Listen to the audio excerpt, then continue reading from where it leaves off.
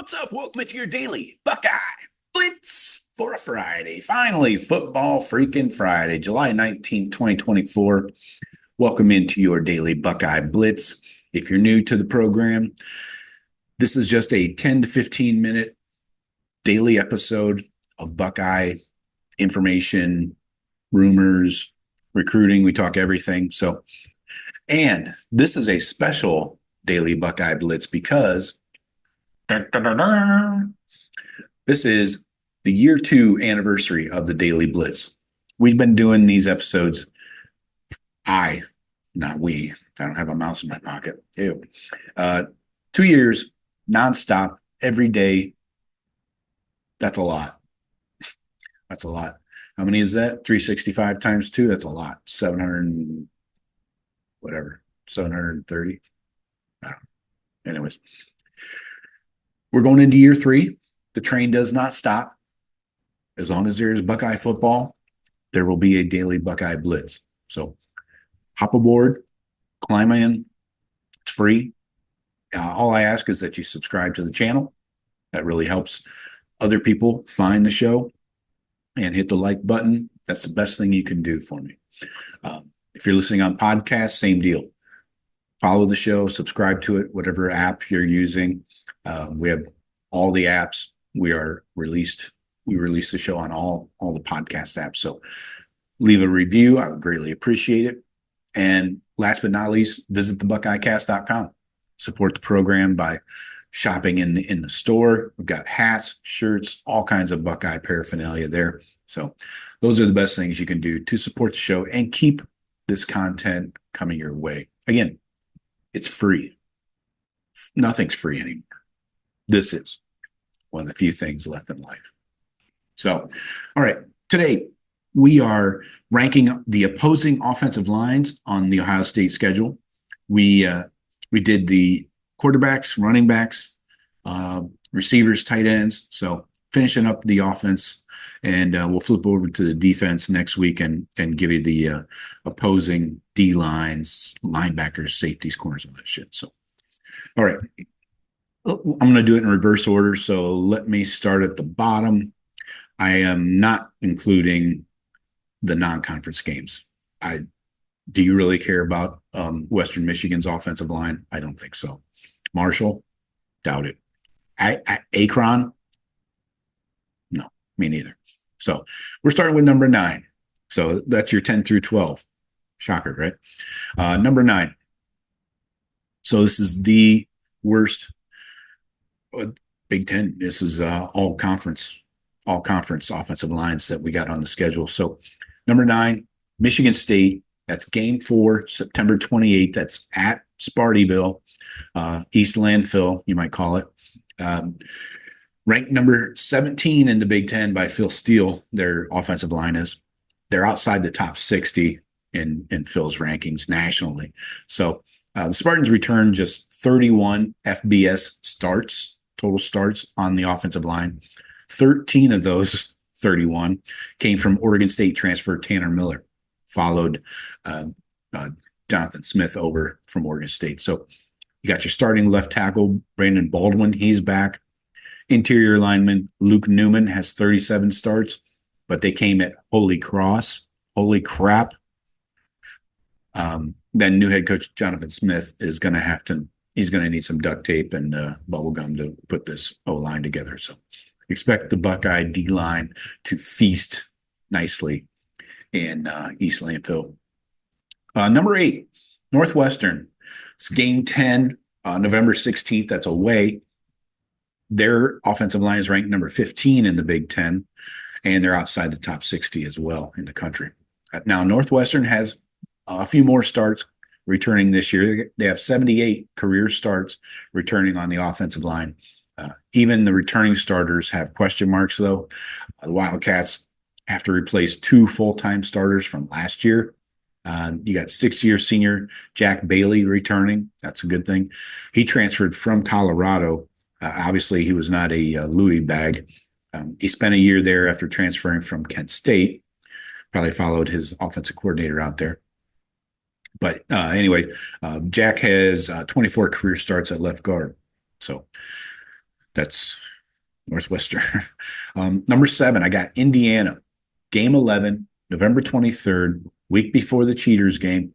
This is at home in Columbus. So you got Indiana is ranked number 13 offensive line by Phil Steele in the Big Ten. They're also outside of the top 60 in the country.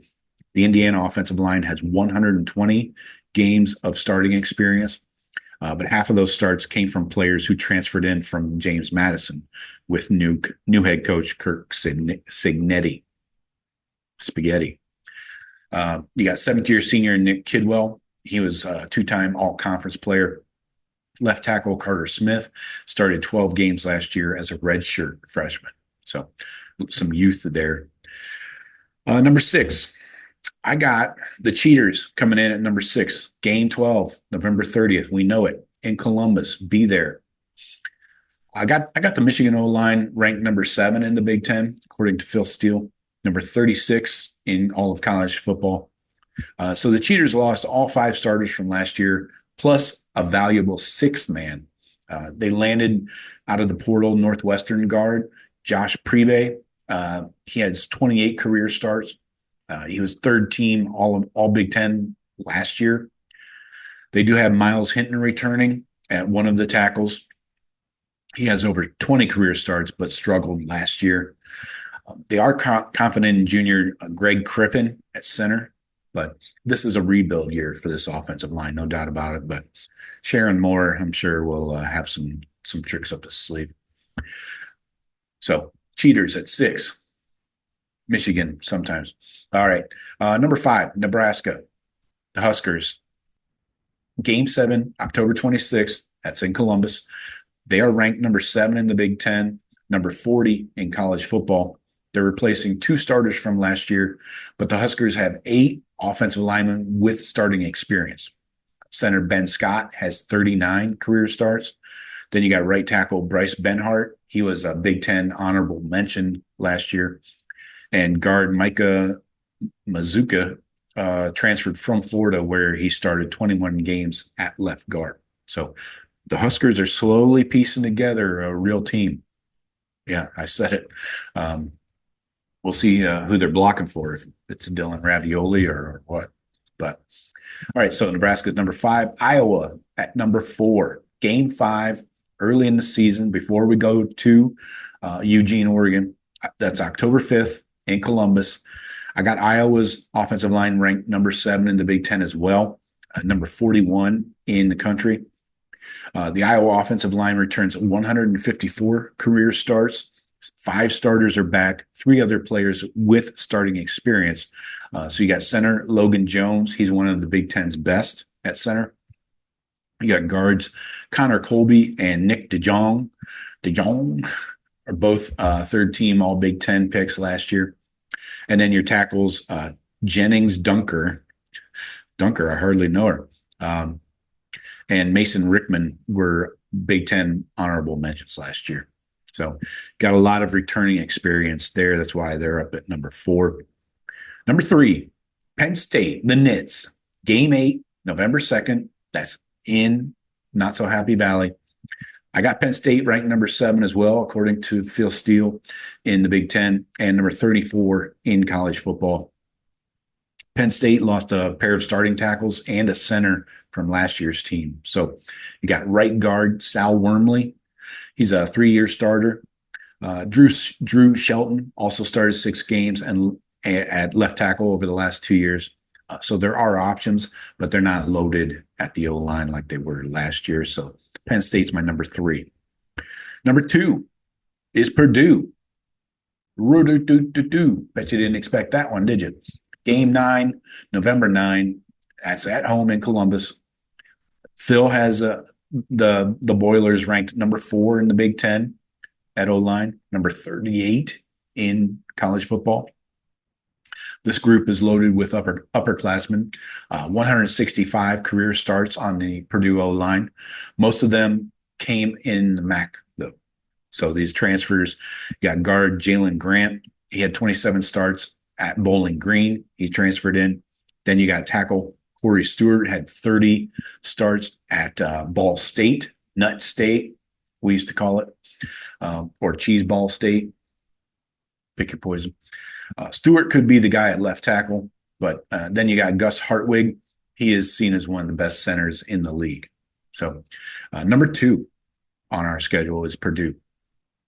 Number 1, this shouldn't come as much of a shock, but the Oregon Ducks, Game 6, October 12th in Eugene.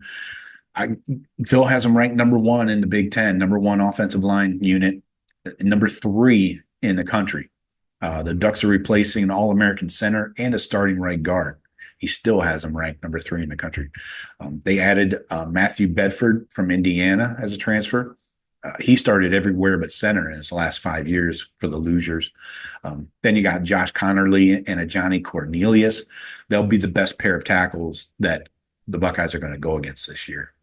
So it's going to be a true test for Jack and JT. You also got true freshman Iapani Lalulu. Got the start at center last year's bowl game and is expected to get the start this year. I'm going to work on my my Polynesian pronunciations. My ex-wife was Polynesian. She was from Western Samoa. But I used to know a lot of these pronunciations. But anyway, I forget shit. But anyways, so that's my ranking of the top 9. Oregon, number 1. Purdue, number 2. Penn State, number 3. Iowa, number 4. Number 5, Nebraska. 6, the Cheaters, Michigan. Number 7, Indiana. Number 8, Northwestern. Number 9, Spartyville, Michigan State. And then 10, 11, 12 are Western Michigan, Marshall, Akron, in no particular order. So those are the O-lines we're going against. Think about how the Buckeye D-line is going to match up. I feel really good about all of them till you get to maybe Penn State, Purdue, and Oregon.